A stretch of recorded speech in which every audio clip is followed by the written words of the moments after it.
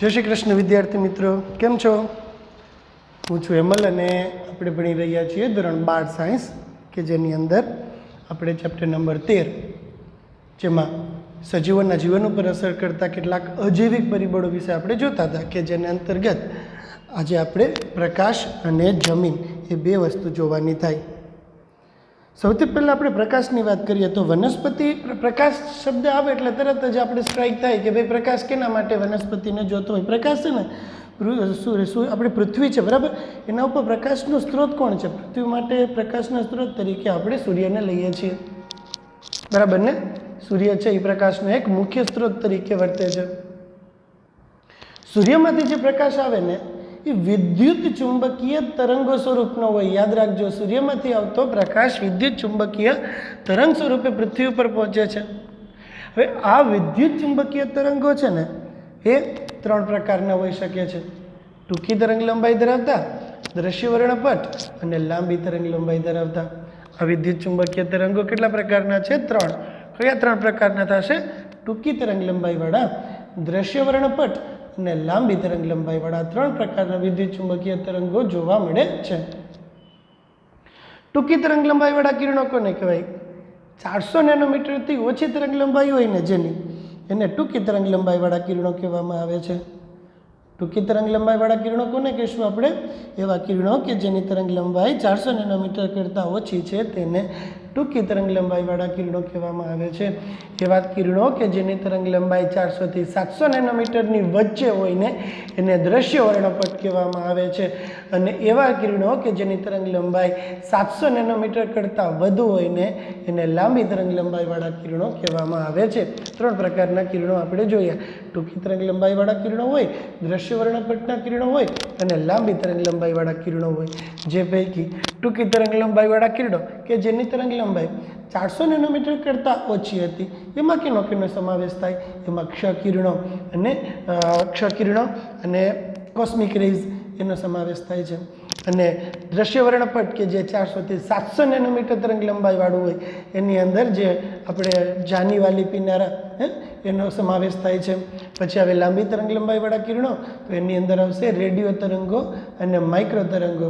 આ બે લાંબી તરંગ લંબાઈવાળા કિરણો છે। આ સિવાય એક લાંબી તરંગ લંબાઈવાળું કિરણ આપણે પ્રદૂષણવાળા પાઠમાં ભણ્યા, એનું નામ જરાક રિકોલ કરો, હું 1 મિનિટ રહીને બોલું। યાદ આવે છે ક્યુ કિરણ?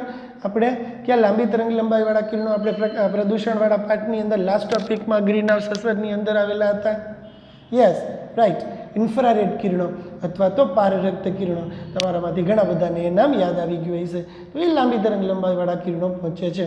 ઓકે, ફરીથી એક વખત જો સૂર્યપ્રકાશ પૃથ્વી ઉપર પહોંચે એ કયા સ્વરૂપે પહોંચે? આપણે જવાબ દઈશું સૂર્યમાંથી આવતો પ્રકાશ પૃથ્વી ઉપર વિદ્યુત ચુંબકીય તરંગ સ્વરૂપે પહોંચે છે। આ વિદ્યુત ચુંબકીય તરંગો કેટલા પ્રકારના હોઈ શકે છે? આ વિદ્યુત ચુંબકીય તરંગો ત્રણ પ્રકારના હોઈ શકે છે। કયા ત્રણ પ્રકારના? ટૂંકી તરંગ લંબાઈ કે જેની તરંગ લંબાઈ 400 નેનોમીટર કરતાં ઓછી છે એના ઉદર્ક્ષ કિરણો અને કોસ્મિક કિરણો। દ્રશ્ય વર્ણપટ કે જેની તરંગ લંબાઈ 700 નેનોમીટર કરતાં 400 થી 700 નેનોમીટરની વચ્ચે છે કે જેની અંદર આપણે મેઘધનુષ્ય, જાનીવાલી પીનારા, વિબ્ગ્યોરનો સમાવેશ થાય છે। અને દ્રશ્ય વર્ણપટ કરતાં લાંબી તરંગ લંબાઈ એટલે કે 700 થી વધારે તરંગ લંબાઈવાળા કિરણો કે જેની અંદર આપણે રેડિયો તરંગો, માઇક્રો તરંગો અને ઇન્ફ્રારેડ અથવા પારરક્ત તરંગોનો સમાવેશ કરીએ છીએ। તો આમ સૂર્યપ્રકાશ પૃથ્વી સુધી કયા સ્વરૂપે પહોંચ્યો? વિદ્યુત ચુંબકીય તરંગ સ્વરૂપે પહોંચ્યો। હવે આ તરંગો છે ને એમાંથી કેટલાક વનસ્પતિના યુઝફુલ છે, કેટલાક વનસ્પતિ માટે નોન યુઝ છે। તો પ્રકાશ છે એની પહેલી આવશ્યકતા વનસ્પતિ માટે શું રહી? તો કે આપણે સીધું યાદ આવે કે પ્રકાશ વનસ્પતિની અંદર પ્રકાશ સંશ્લેષણની ક્રિયા કરવામાં મહત્વનો ભાગ ભજવે છે। જો પ્રકાશ હશે તો વનસ્પતિની અંદર પ્રકાશ સંશ્લેષણની ક્રિયા પોસિબલ બનશે, અને જો પ્રકાશ સંશ્લેષણની ક્રિયા પોસિબલ બનશે ને તો જ વનસ્પતિ પોતાનો ખોરાક બનાવે, રાઈટ? અને વનસ્પતિ પોતાનો ખોરાક બનાવશે તો જ પ્રાણીઓને ખોરાક મળી રહેશે, કારણ કે નિવસન તંત્રના મુખ્ય ઉત્પાદક તરીકે વનસ્પતિનો સમાવેશ થાય છે। તો વનસ્પતિ પોતાનો ખોરાક મેળવે, આ ખોરાક પ્રાણીઓને પ્રાપ્ત થાય છે। ઓકે, વનસ્પતિ પોતાનો જે ખોરાક મેળવે એ ખોરાક પ્રાણીઓને આપે છે. તો આમ આહાર શૃંખલા, પોષણ શૃંખલાની શરૂઆત કેના લીધે શક્ય બને છે? સૂર્યપ્રકાશના લીધે શક્ય બને છે. તો આપણે આહાર શૃંખલાની જો શરૂઆત કરવી હોય ને તો એના માટે સૂર્યપ્રકાશ ખૂબ ખૂબ ખૂબ અગત્યના ઘટક તરીકે વર્તે છે. મિત્રો, બીજી આપણે વાત કરીએ ને તો કેટલીક વનસ્પતિ હોય ને એ છાયાચાહક વનસ્પતિ હોય. કેવી વનસ્પતિ હોય? છાયાચાહક વનસ્પતિ, શેલો ડ્વેલર્સ.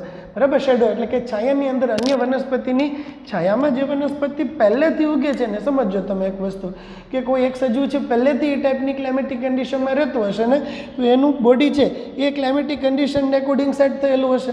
કેટલીક એવી વનસ્પતિઓ કે જે પહેલેથી અન્ય વનસ્પતિની છાયામાં જ ઉગે છે. હવે આ વનસ્પતિઓ છે એને તમે તડકામાં ઉગાડશો ને તો નહીં ઉગે. એક એક્ઝામ્પલ તમને આપું હું, હંસરાજ. ઘણા બધા હોટેલ્સ છે, એની આગળ તમે ઘણા મોટા બંગલોઝ હોય એની અંદર એ લોકો ઇન્ડોર પ્લાન્ટ્સ રાખતા હોય છે. આ ઇન્ડોર પ્લાન્ટ્સ શું છે? એ કેવા પ્રકારના પ્લાન્ટ છે કે જેને સીધો સૂર્યપ્રકાશ આપશો ને તમે તો એ ઉગશે નહીં, કારણ કે એનું અનુકૂલન જે પ્રકારનું છે, પહેલેથી અન્ય વનસ્પતિની છાયામાં જ રહે છે તો એ પહેલેથી છાયામાં રહેવા માટે જ અનુકૂલિત થયેલા છે. તો એટલા માટે આ વનસ્પતિ છે તેને ઇન્ડોર પ્લાન્ટ્સ તરીકે આપણે ઉપયોગમાં લઈએ છીએ. તો આ વનસ્પતિ રહીને એને તમે ઓછો સૂર્યપ્રકાશ આપશો ને તો જ એ પોતાનું કામ યોગ્ય રીતે કરી શકશે, તો જ યોગ્ય દરે પ્રકાશ સંશ્લેષણ દર્શાવી શકશે. વધુ સૂર્યપ્રકાશની હાજરીમાં એ પોતે પ્રકાશ સંશ્લેષણનો દર એનો ઘટકનો ઘટી જશે અને પોતાનું અસ્તિત્વ જ ટકી નહીં રહે. બરાબર, છાયાચાહક વનસ્પતિ એ એટલે કે છાયાચાહક વનસ્પતિના જીવન ઉપર પણ અસરકારક પરિબળ તરીકે આપણે પ્રકાશને લઈ શકીએ છીએ. પહેલી આપણે ક્યાંની વાત કરી? પહેલી આપણે વાત કરી વનસ્પતિ પ્રકાશ સંશ્લેષણ કરે ને ત્યારે એને ખોરાક ઉત્પન્ન કરે છે. આ પ્રક્રિયા દરમિયાન જે ખોરાક ઉત્પન્ન થયો છે તે ખોરાક બધા જ સજીવો દ્વારા ઉપયોગમાં લઈ શકાય છે. બરાબર, ઉર્જાના સ્ત્રોત તરીકે સમગ્ર જીવાવરણને એ ખોરાક પ્રાપ્ય થાય છે. એટલે કે સ્વયંપોષી સજીવો માટે પ્રકાશ ખૂબ અગત્યનું પરિબળ છે. જંગલોમાં કેટલીક નાની વનસ્પતિઓ કે જે છોડ અથવા ક્ષુપ સ્વરૂપની હોય છે અને પહેલેથી ઓછા પ્રકાશવાળી પરિસ્થિતિમાં જીવવા માટે અનુકૂલિત થયેલી હોય છે ને એટલા માટે એને તમે ઓછો પ્રકાશ આપશો ને તો હજી પોતાનું દેહધાર્મિક ક્રિયાઓ યોગ્ય દરે કરી શકશે. એટલે એના માટે પ્રકાશ છે એની ઓછી માત્રા આવશ્યક છે. બરાબર, પછી એક વાત છે પ્રકાશ અવધિ. પ્રકાશ અવધિ ઉપર પણ પ્રકાશની અસર થાય છે.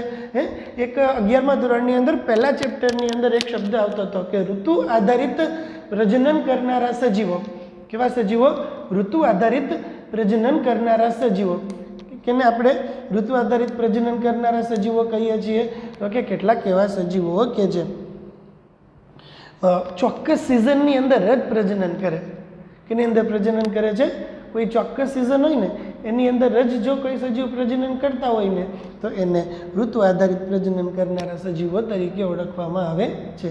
તો આ ઋતુ આધારિત પ્રજનન કરનારા જે સજીવો છે ને એના જીવન ઉપર પ્રકાશની પરિબળ બહુ મહત્વનો ભાગ ભજવે છે. લાઈક એક ઉનાળાની જ્યારે શરૂઆત થશે ને, જોજો ઉનાળાની જ્યારે શરૂઆત થતી હશે ને ત્યારે એક એવી પરિસ્થિતિ હશે ને, લાઈક શિયાળાની અંદર તમે જુઓ તો મોડો સૂર્યોદય થાય અને વહેલો સૂર્યાસ્ત થઈ જાય. બરાબર, હવે માર્ચ મહિનો જે હશે ને એની અંદર એવું હોય છે ને કે થોડુંક હજી સૂર્યોદય છે એ થોડોક મોડો શરૂ થયો છે. બરાબર, થોડોક વહેલો સૂર્યોદય થયો છે અને થોડોક મોડો સૂર્યાસ્ત શરૂ થાય છે.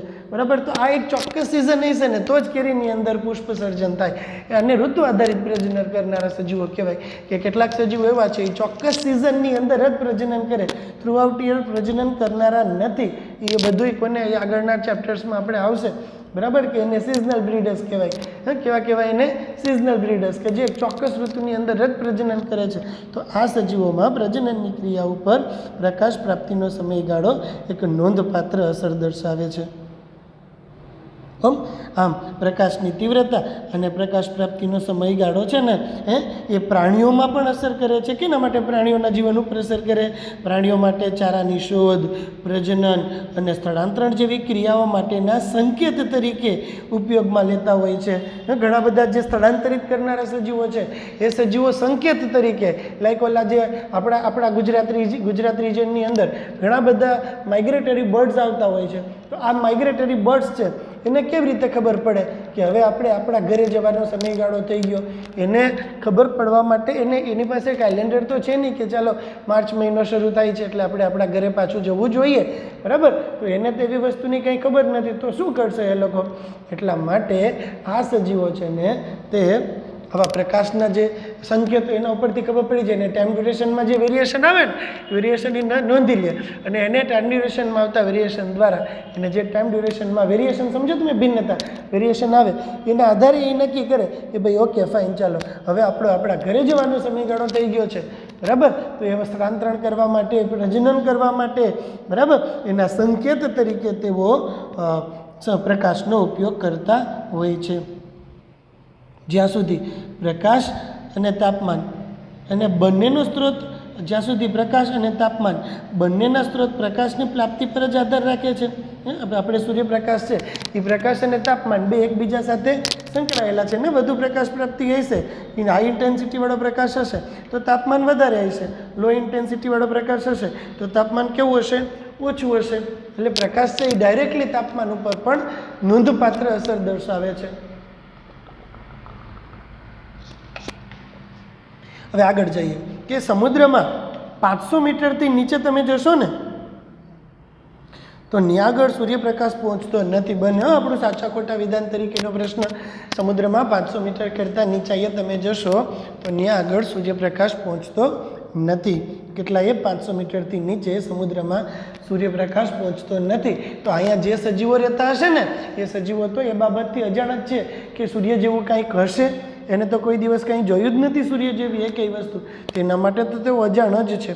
હવે આપણે વિચાર કરીએ કે સૌરણપટ છે, બરાબર, એના બધા જ કિરણો છે બધું ઊંડાઈએ પહોંચતા નહીં હોય અને સૌરવર્ણપટના કેટલાક કિરણો એવા છે જેવા કે પારજાંબલી કિરણો એ આપણા માટે નુકસાનકારક છે. સૌરવર્ણપટના કેટલાક પારજાંબલી કિરણો જેવા કિરણો એવા છે કે જે આપણા માટે નુકસાનકારક છે, હે ને? એના લીધે સ્કિન કેન્સર થઈ શકે છે, આંખનો મોતિયો આવી શકે છે. એટલા માટે આ ઘટકો રહ્યા એ આપણા માટે નુકસાનકારક હોય છે. હવે એમ કહે છે, સરસ એક્ઝામ્પલ છે, એક પ્રશ્ન છે કે દ્રશ્યવર્ણપટના જો તમે કહેશો કે 500 મીટરથી ઊંડાઈએ તો સૂર્યપ્રકાશ પહોંચતો નથી તો દ્રશ્યવર્ણપટના બધા જ કિરણો વધુ ઊંડાઈએ જોવા મળતા નથી, બરાબર?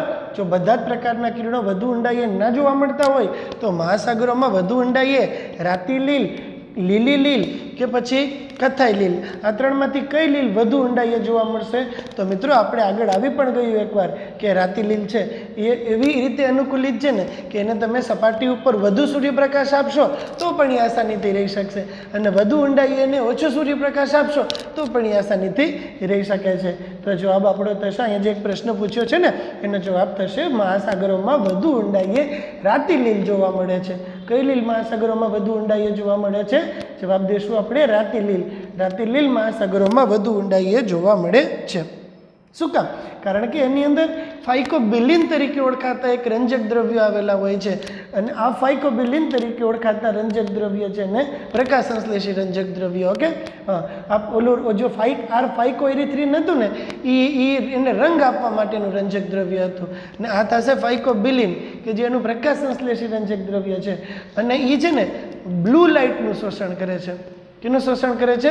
બ્લુ લાઇટનું વધુ માત્રામાં શોષણ કરે છે અને વધુ ઊંડાઈએ બ્લુ લાઇટ પહોંચે છે, બીજી લાઇટ્સ વધુ ઊંડાઈ સુધી પહોંચી શકતી નથી. તો રાતી લીલ છે એની અંદર ફાઇકોબિલિન નામનું રંજક દ્રવ્ય છે. આ ફાઇકોબિલિન નામનું રંજક દ્રવ્ય છે એ બ્લુ લાઇટનું શોષણ કરી અને પ્રકાશ સંશ્લેષણ કરી શકે છે. આમ તેઓ વધુ ઊંડાઈએ જીવવા માટે પણ અનુકૂલિત હોય છે. હજી એક વખત તો આખું ટોપિક આપણે રિવાઇઝ કરીએ પાછું કે ભાઈ પ્રશ્ન શું છે આપણો? વનસ્પતિ હોય એના જીવન ઉપર પ્રકાશ કેવી રીતે સજીવ માત્રના જીવન ઉપર પ્રકાશ કેવી રીતે અસર કરે છે? તો આપણે આખા ટોપિકની શરૂઆતમાં શું કીધું કે સૂર્યપ્રકાશ છે એ પૃથ્વી ઉપર વિદ્યુત ચુંબકીય તરંગ સ્વરૂપે પહોંચતો હોય છે. વિદ્યુત ચુંબકીય તરંગ સ્વરૂપે પહોંચતો આ સૂર્યપ્રકાશ 3 પ્રકારના તરંગો ઉત્પન્ન કરે છે. એક લાંબી તરંગ લંબાઈવાળા દ્રશ્યવર્ણપટ અને ટૂંકી તરંગ લંબાઈવાળા, જેમાંથી ટૂંકી તરંગ લંબાઈ કહીએ તો 400 નેનોમીટરથી ઓછું ક્ષકિરણો અને કોસ્મિક કિરણો અને દ્રશ્યવર્ણપટ કહીએ તો 400 થી 700 નેનોમીટર કે જાની વાલી પીનારા અને વધુ તરંગ લંબાઈવાળા કિરણો કહીએ તો એ થશે 700 નેનોમીટરથી વધુ તરંગ લંબાઈવાળા રેડિયો તરંગો, માઇક્રો તરંગો વગેરે. ઓકે, હવે આ જે માઇક્રોવેવ્સ છે ને, રેડિયો વેવ્સ અને માઇક્રોવેવ્સ ક્યાં હોય ને એનું તમને હું એક એક્ઝામ્પલ આપું ને તો માઇક્રોવેવ્સ થશે આપણે જે ઘરે ઓલું ખાસ કરીને તમે ક્યાંક બહાર જતા હો અને ઓલા પફ છે, સમોસા છે, પફ છે, એ જેની અંદર ઓલું ગરમ કરીને આપે ને એને માઇક્રોવેવ્સ કહેવામાં આવે છે. યાદ આવે છે કોઈને? સેન્ડવિચ ખાવા ગયા છે, પફ ખાવા ગયા છીએ તો એ માઇક્રોવેવની અંદર ગરમ કરી અને પછી આપણે આપતા હોય છે તો એ માઇક્રોવેવ્સ કહેવામાં આવે. એટલે જે હાઈ ઇન્ટેન્સિટીવાળી જે તરંગ લંબાઈ હોય ને એની પાસે હીટ વધારે હોય, ગરમી વધારે હોય. કેવી હોય? એની પાસે વધારે હોય, હીટ વધારે હોય એની પાસે, વધુ તરંગ લંબાઈવાળા કિરણો પાસે. પછી આપણે એમ કીધું કે પ્રકાશ છે એ તો પ્રકાશ સંશ્લેષણ માટે જોઈએ. પ્રકાશ સંશ્લેષણ થાય તો વનસ્પતિ પોતાનો ખોરાક બનાવી શકે, અને જો વનસ્પતિ પોતાનો ખોરાક બનાવી શકે ને તો જ પ્રાણીઓ પોતાનો ખોરાક મેળવી શકે છે. તો આમ દરેક સજીવે છે આહાર શૃંખલાની શરૂઆત કરવી હશે ને તો એના માટે પ્રકાશ એક અગત્યના પરિબળ તરીકે વર્તે છે. પછી આપણે છાયાચાહક વનસ્પતિની વાત કરી કે જેમાં આપણે એમ જોયું કે કેટલીક વનસ્પતિ કે જે નિરંતર અન્ય વનસ્પતિની છાયામાં જ વસવાટ કરે છે ને તેઓ ઓછા પ્રકાશમાં પોતાની જાતને વધુ અનુકૂલિત કરી શકે છે. એના પછીના ટોપિકની અંદર આપણે પ્રકાશ અવધિ વિશે વાત કરી. પ્રકાશ અવધિ એટલે શું? એક ચોક્કસ સમયગાળા સુધી પ્રકાશ પ્રાપ્તિ થાય તો જ વનસ્પતિમાં પુષ્પોદ્ભવનો પ્રતિચાર જોવા મળે. આ બાબતને પ્રકાશ અવધિ અથવા તો ફોટો પિરિયોડિઝમ તરીકે આપણે ઓળખીએ છીએ. ઓકે, એટલે એના પછી આપણે કેની વાત કરી કે ભાઈ પ્રાણીઓના જીવન પર પણ અસર કરે. પ્રાણીઓ ચારાની શોધ, પ્રજનન અને સ્થળાંતરણ જેવી પ્રક્રિયાઓ દર્શાવવા માટેના એક સંકેત તરીકે પ્રકાશ પ્રાપ્તિના સમયગાળાને લેતા હોય છે. રાઈટ. પછી આપણે કેની વાત કરી? પછી આપણે એવું કીધું કે દરિયાની સપાટી છે એના 500 મીટર ઊંડે સુધી સૂર્યપ્રકાશ પહોંચે, એનાથી વધે બધાય તરંગો પહોંચતા નથી. પછી એવું કીધું આપણે કે સૂર્યમાંથી આવતા પારજાંબલી કિરણો છે એ આપણા માટે નુકસાનકારક છે. તેના કારણે કેન્સર, સ્કિન કેન્સર, આંખના મોતિયા જેવા રોગો પણ થઈ શકે છે. પછી આપણે એવું કીધું કે દરિયાની અંદર વધુ ઊંડાઈવાળો જે વિસ્તાર છે ને ત્યાં આગળ રાતી લીલ, બદામી લીલ અને લીલી લીલ એમાંથી કઈ લીલ જોવા મળે? આમાં પૂછેલો પ્રશ્ન છે. આપણે જવાબ દીધો કે ભાઈ રાતી લીલ એ કેવા પ્રકારની લીલ છે કે જે બધે જોવા મળશે. જવાબ એનો શું થશે? જવાબ એનો કાંઈક એવો થશે કે રાતી લીલમાં ફાઇકોબિલિન રંજક દ્રવ્ય છે અને આ ફાઇકોબિલિન છે ને એ બ્લુ રંગના પ્રકાશનું શોષણ કરે છે અને વધુ ઊંડાઈ સુધી બ્લુ રંગનો પ્રકાશ પેનિટ્રેટ કરી શકે છે. એટલા માટે તેઓ વધુ ઊંડાઈએ પણ સરળતાથી રહી શકે છે. ઓકે, તો આ આપણે વાત કરી પ્રકાશની. હવે કદાચ બધાને પ્રકાશ એકદમ મસ્ત મજાનો સમજાઈ ગયો હશે. રેડી ને પ્રકાશ? ચાલો ફાઇન. હવે આપણે લઈએ જમીન. છેલ્લો એક પરિબળ છે. પહેલાં તાપમાનની વાત કરી આપણે, પછી આપણે પાણીની વાત કરી. તાપમાનની અંદર બે પ્રશ્ન આપણે જોયા હતા કે યુરીથર્મલ અને સ્ટેનોથર્મલ તાપમાનમાં આવતા વેરિએશનને સહન કરી શકે તો યુરીથર્મલ અને ના કરી શકે તો સ્ટેનોથર્મલ. પછી ક્ષાર સંકેન્દ્રણની વાત કરી હતી. ક્ષાર સંકેન્દ્રણમાં આવતા ફેરફારને સહન કરી શકે તો યુરી એલાઇનને ના કરી શકે તો સ્ટેનો એલાઇન કહેવામાં આવે છે. રાઈટ. પછી પ્રકાશની વાત કરી. હવે આજે આ ટોપિક પૈકીનો છેલ્લો ટોપિક કે જેને આપણે જમીન કહીએ છીએ, ભૂમિ કહીએ છીએ, એનો આપણે વાત કરવાની છે. તો ભૂમિ છે ને એ વિવિધ સ્થાનો ઉપર જમીનની પ્રકૃતિ અને ગુણધર્મ જુદા જુદા હોય છે. રાઈટ ને? અલગ અલગ વિસ્વાટમાં તમે જોશો તો જમીનની પ્રકૃતિ અને જમીનના ગુણધર્મ બંને ફરી જશે. હોય ને? અલગ અલગ વસવાટમાં જમીનની પ્રકૃતિ અને જમીનના ગુણધર્મો બંને કેવા હશે? અલગ અલગ હશે. કોના ઉપર આધાર રાખશે? બંને આપણો પ્રશ્ન. જમીનની પ્રકૃતિ અને જમીનના ગુણધર્મો છે ને એ તેની આબોહવા, અપક્ષયન અથવા તો વેધરિંગ પ્રોસેસ અને માટી કે ભૂમિ એક જગ્યાએથી બીજી જગ્યાએ કેવી રીતે સ્થળાંતરણ પામી અને અવસાધન પામે છે ને તેના ઉપર આધાર રાખે છે. જમીનની પ્રકૃતિ અને તેના ગુણધર્મો અલગ અલગ જગ્યાએ કેવા હોય છે? અલગ અલગ પ્રકારના હોય છે. હે ને? કે એટલે તમે જુઓ, વિચાર કરો કે ભારતની અંદર બધા વિસ્તારોમાં બધા પ્રકારના પાક ના થાય. થશે? બધા વિસ્તારમાં બધા પ્રકારના પાક ના થાય. આપણે ખાસ કરીને સૌરાષ્ટ્ર રિજનની આપણે વાત કરીએ, કાઠિયાવાડની આપણે વાત કરીએ તો આપણા વિસ્તારની જે જમીન છે ને એ મગફળી અને કપાસ માટે વધુ અનુકૂલિત છે. કદાચ તમને નહીં ખબર હોય કે મગફળીના ઉત્પાદનમાં ટોપ 3 આખા ભારતની અંદર તમે ટોપ 3 સ્ટેટ્સ લઈ લ્યો ને તો એ ટોપ 3 સ્ટેટ્સની અંદર મગફળીના ઉત્પાદનમાં ભારતનો કપાસ અને મગફળી બેના ઉત્પાદનમાં ગુજરાતનો રેન્ક આવે છે, સ્પેશિયલી કાઠિયાવાડનો રેન્ક આવે છે. તો લાઇકવાઇઝ શું કામ? કારણ કે આપણે કહીએ જ છીએ કે ભૂમિના ગુણધર્મ છે એ બધી જગ્યાએ એક સરખા નથી હોવાના. વસવાટ ફરે ને એમ ભૂમિના ગુણધર્મો ફરી જતા હોય. તો વળી પાછો નવો પ્રશ્ન થયો કે કેના ઉપર આધાર રાખશે ભૂમિના ગુણધર્મો? જવાબ થશે ભૂમિના ગુણધર્મો ત્યાંની આબોહવા, અપક્ષયન એટલે કે વેધરિંગ પ્રોસેસ. વેધરિંગ એટલે શું? અપક્ષયન અથવા વેધરિંગ એટલે છે શું? નવો શબ્દ છે આપણા માટે. એનો અર્થ કંઈક આવો થાય કે તાપમાન છે, પાણી છે, અન્ય સજીવો છે, વનસ્પતિ છે, પ્રાણી છે, ઓકે, આ બધા પરિબળોની અસર હેઠળ ખડકો તૂટે. શું થશે? આ બધા પરિબળોની અસર હેઠળ ખડકો તૂટશે. ખડકો તૂટે અને એમાંથી મિનરલ્સ છૂટા પડે, ખનિજ આયનો એમાંથી છૂટા પડે. ખડકો તૂટે એમાંથી ખનિજ આયનો છૂટા પડે અને છૂટા પડેલા આ ખનિજ આયનો ભૂમિના નિર્માણમાં સંકળાય. આ પ્રક્રિયાને વેધરિંગ અથવા તો અપક્ષયન કહેવામાં આવે છે. ઓકે, અને હવે જો વેધરિંગ થાય પછી ઓલા ભૂમિના ઘટકો છૂટા પડે, અવસાદન પામી અને અન્ય જગ્યા સુધી પહોંચતા હોય છે. એના ઉપર આધાર રહેલો હોય છે. ભૂમિની વિવિધ લાક્ષણિકતાઓ છે, જેવી કે ભૂમિની રચના, એ કણોનું કદ, કણોનું સામૂહિકરણ અને અંતઃશ્રવણ ક્ષમતા અને જલધારક શક્તિ નક્કી કરે છે. ભૂમિની અંતઃશ્રવણ ક્ષમતા અને જલધારક શક્તિ કોણ નક્કી કરે છે? જવાબ આપણે આપીએ. પ્રશ્ન શું છે આપણો હવે પછીનો કે ભૂમિની અંતઃશ્રવણ ક્ષમતા અથવા તો જલ સંગ્રહ ક્ષમતા શું નક્કી કોના દ્વારા નક્કી થઈ છે? તો કે ભૂમિની રચના કરતાં કણોનું કદ અને કણોનું સામૂહિકરણ. ભૂમિની રચના, કણોનું કદ અને કણોનું સામૂહિકરણને આધારે ભૂમિની અંતઃશ્રવણ ક્ષમતા અથવા તો જલધારક શક્તિ નક્કી થાય છે. મિત્રો, ભૂમિના બંધારણની રચના કરતા કણો હોય ને એ રેતી હોઈ શકે છે, માટી હોઈ શકે છે, કાપ હોઈ શકે છે. રેતી, કાપ અને માટી આ 3 એવા ઘટકો છે કે જે ભૂમિના બંધારણીય ઘટકો છે. આપણે પ્રયોગ છે, પ્રયોગની અંદર આ પ્રશ્ન છે એ બહુ પૂછાતો હોય છે. પ્રયોગ છે દરેક વખતે આપણે હવે ખબર જ છે કે 12 સાયન્સની અંદર પરીક્ષા, પ્રેક્ટિકલની પ્રાયોગિક પરીક્ષા આપવા માટે આપણે બહાર જવાનું થતું હોય છે, બરાબર. ઇન સ્કૂલ એક્ઝામ નથી, એક્ઝામ છે આઉટ ઓફ સ્કૂલ છે. તો એની અંદર ભૂમિવાળા પ્રયોગો પૂછાય છે.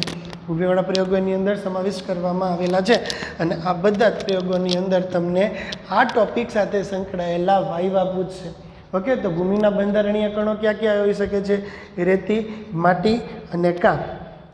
રેતી, માટી અને કાપ આ ભૂમિના બંધારણીય કણો છે.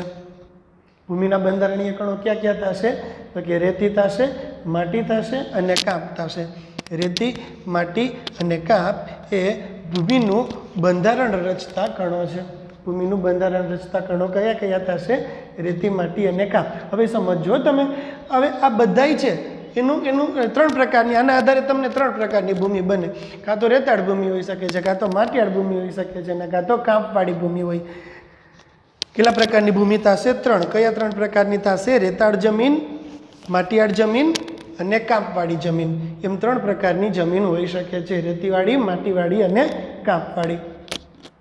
રેતીવાળી જમીન કોને કહેશો તમે? તો કે રેતીનું પ્રમાણ મોટું કણ ધરાવતા દ્રવ્યોનું પ્રમાણ વધારે છે, તો એને રેતાળ જમીન કહેવામાં આવે છે. માટીયાળ જમીન કોને કહેવામાં આવે છે? માટીયાળ જમીન કોને કહેવામાં આવે છે? તો કે એક એવા પ્રકારની જમીન કે જેની અંદર માટીનું પ્રમાણ વધારે છે.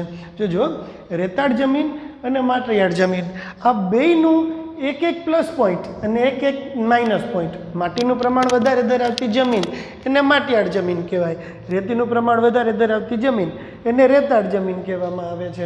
બેયનો એક પ્લસ પોઈન્ટ, એક નેગેટિવ પોઈન્ટ. એક પ્લસ પોઈન્ટ કયો થશે? એક પ્લસ પોઈન્ટ એ થશે કે રેતાળ જમીન છે ને એની અંદર વાયુ છિદ્રિલતા ખૂબ સારી છે, પણ એની જલધારક શક્તિ ઓછી છે. એ પાણીને સ્ટોર નથી કરી શકતી. આ જ પ્રકારે માટીયાળ જમીનની વાત કરીએ ને તો એની જલધારક શક્તિ ખૂબ સારી છે. માટીયાળ જમીનની જલધારક શક્તિ ખૂબ સારી છે, પણ એની વાયુ છિદ્રિલતા ઓછી છે.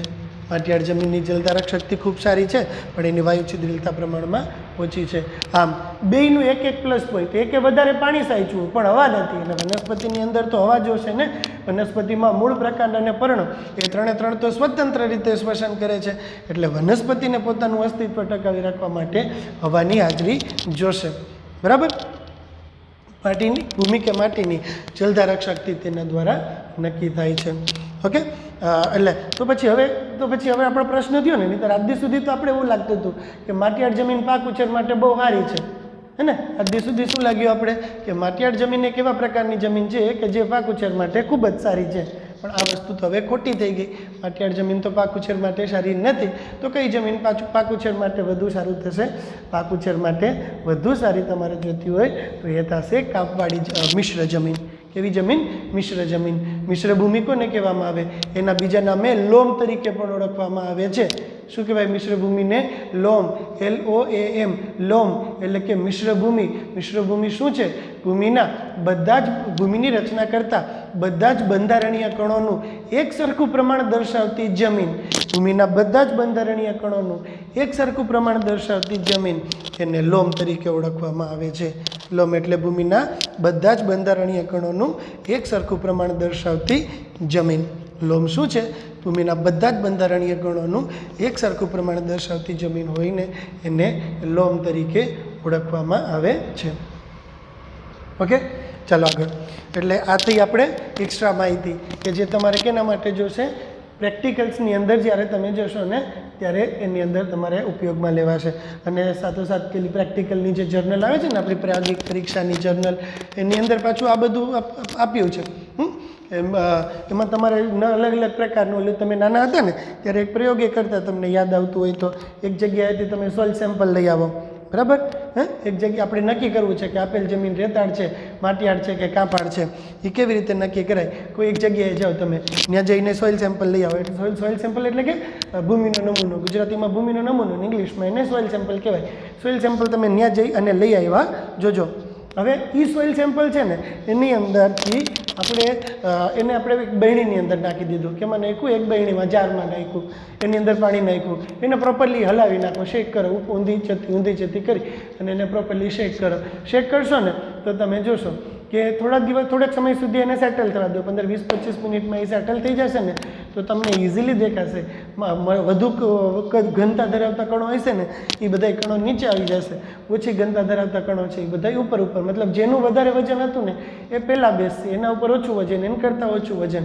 એટલે સૌથી પહેલાં રેતી બેસશે, એના ઉપર કાંપ આવશે ને એના ઉપર માટી આવી જાય છે. અને જો તમે કદમાપક નળાકારની અંદર આ વસ્તુ રાખી હશે ને તો તમે એનું કદ પણ માપી શકો છો. બરાબર. આ પ્રકારે તમે ભૂમિનું બંધારણ નક્કી કરી શકો છો. અને આપણે પ્રેક્ટિકલ છે જ, પ્રેક્ટિકલમાં આપણે એમ જ કરવાનું થાય કે એક કદમાપક નળાકાર લઈ લીધું, એની અંદર રેતી માટી, જે સોઇલ સેમ્પલ તમને આપે એ સોઇલ સેમ્પલ નાખો, એની અંદર પાણી નાખો, એને પ્રોપરલી શેક કરો તો તમને અલગ અલગ બંધારણીય કણોની રચના જોઈ શકાય છે. તો ભૂમિની અંતઃક્ષમણ ક્ષમતા અથવા તો જલધારક શક્તિ નક્કી કરી શકે છે. આ સાથે pH, ખનિજનું ગઠન, ભૂતલ એટલે કે સ્થળાકૃતિ અથવા તો ટોપોગ્રાફી જેવા માપદંડો પણ વનસ્પતિ સમાજ નક્કી કરે છે. હે ને. ભૂતલ છે એટલે મતલબ કે બહુ હાર્ડ જમીન હોય તો એ બહુ હાર્ડ જમીનની અંદર બહુ હાર્ડ જમીન છે તો એ બહુ હાર્ડ જમીનની અંદર વનસ્પતિ કંઈ પ્રોપરલી બધી વનસ્પતિ નહીં ઉગી શકે. લાઇકવાઇઝ રણ પ્રદેશમાં એ પ્રકારનું ભૂતલ છે તો એની આગળ એ બધા પ્રકારની વનસ્પતિ ઉગી શકશે નહીં.